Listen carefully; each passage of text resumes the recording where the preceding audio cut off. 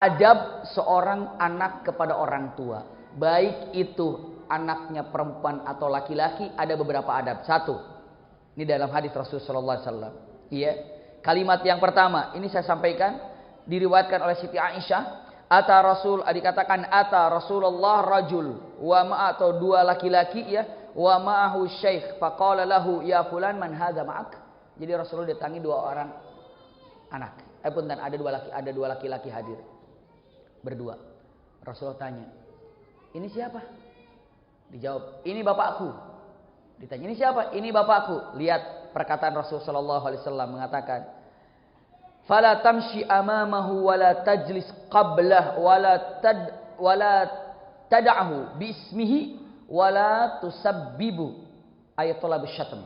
Rasulullah mengatakan, lihat, ini siapa? Ini adalah ayahku. Ingat ya, kamu jangan sampai berjalan di depan orang tuamu, tapi berjalanlah di samping orang tuamu atau di belakang orang tuamu. Itu kata Rasulullah. Ini kadang-kadang, mah pak, bapak duluan ya, mama duluan ya, aku duluan ya, mama bapak di belakang aja. Tidak. Subhanallah, adabnya. Bahkan kalaupun duduk, kalau bisa tidak perlu untuk di depannya, tapi di belakangnya. Kalau naik mobil, orang tuanya di belakang pamit, pak, mah, maaf saya di depan ya, adab. Subhanallah. Karena sama, di mobil kan maju, berarti seakan-akan kita berada di depan. Subhanallah. Ini mah bapak, mama di depan, bapak yang nyupir, itu kacau lagi. Subhanallah. Kan dalam hadisnya kita harus berada di belakangnya, itu mah beda lagi. Iya, disuruh nyupir lagi bapaknya. Tidak, namun yang jelas saya sampaikan, apabila sedang berjalan, Anda harus di belakang orang tuamu. Jangan sampai orang tua, punten-punten, orang tua ini di belakang kita, kita di depan. Berarti orang tua harus di depan kita, ataupun orang tua berada di mana? Samping kanan atau kiri kita. Ini pertama. Yang kedua, wala tajlis qablah, jangan pernah duduk sebelum orang tua dapat duduk duluan. Begitu masuk, cuma ada kursi, lari, bapak cari lagi. Coba cari lagi, astagfirullah, mengerikan sekali. Justru ibu bapak kalau pertama kali datang, mana untuk orang tua? Ini orang tua, silakan mama duduk, silakan bapak duduk. Nanti mana? Saya cari lagi, masya Allah. Dan kalau seandainya lagi duduk begini, ternyata orang tua berdiri nih. Orang tua berdiri, misalnya begini, orang tuanya berdiri. Maka tidak boleh duduk anak saat orang tua berdiri. Berdiri juga. Ada apa dia ini? Mau kemana? Jangan sama mengatakan, berdiri. Mau kemana pak? Berdiri kita. Subhanallah, ada apa? Penting. Kenapa? Itu tidak beradab kalau orang tua saat berdiri anak duduk. Iya. Maka tetap berdiri. Kenapa? Karena takut ada apa-apa. Orang tua mau ke toilet. Orang tua mau kemana? Masya Allah, itu Rasulullah. Luar biasa. Ketika dia datang, Anda jangan duduk duluan. Ketika dia berdiri, cepat Anda berdiri. Karena takut dia punya hajat sesuatu kepada siapa? Kepada kita. Ini kata-kata yang luar biasa. Apalagi? Masya Allah. Dan jangan sampai memanggil dengan namanya. Nama bapaknya adalah misalnya siapa? Zubair.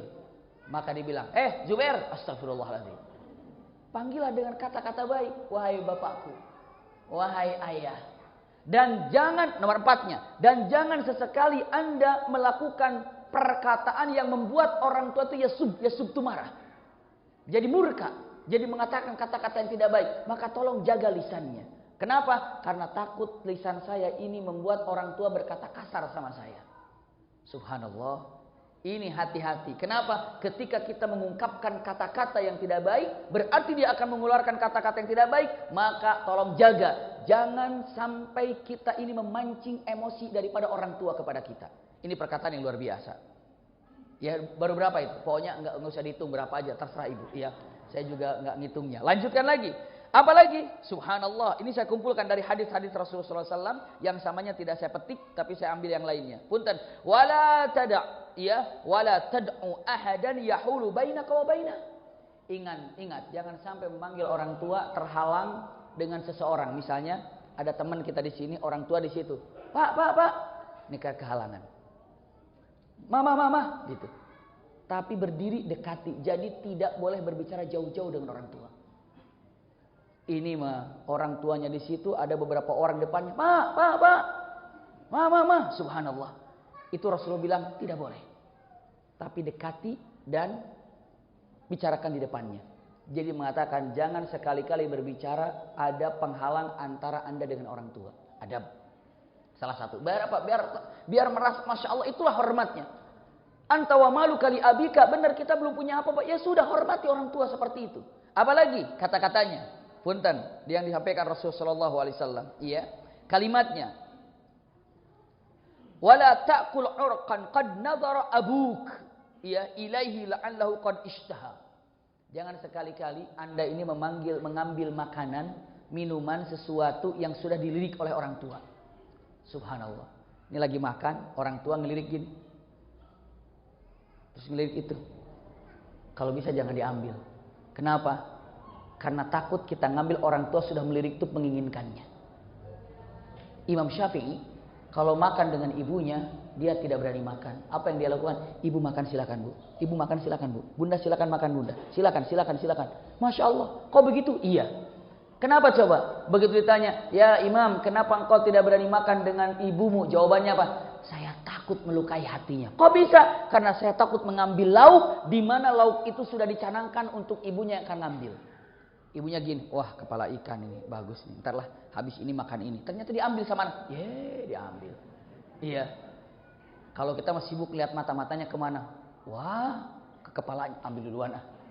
Biar nanti orang tuanya nggak kebagian. Subhanallah. Justru dibiarkan. Kenapa? Jangan sampai mengambil sesuatu yang apa? Yang mana orang tua sudah membidiknya. Itu Imam Syafi'i tidak mau makan. Kenapa? Karena takut saya mengambil sesuatu yang orang tua sudah membidiknya. Tidak, silakan bunda, silakan bunda, silakan bunda. Selesai makan semuanya, baru dia makan. Masya Allah. Tapi tetap menemaninya.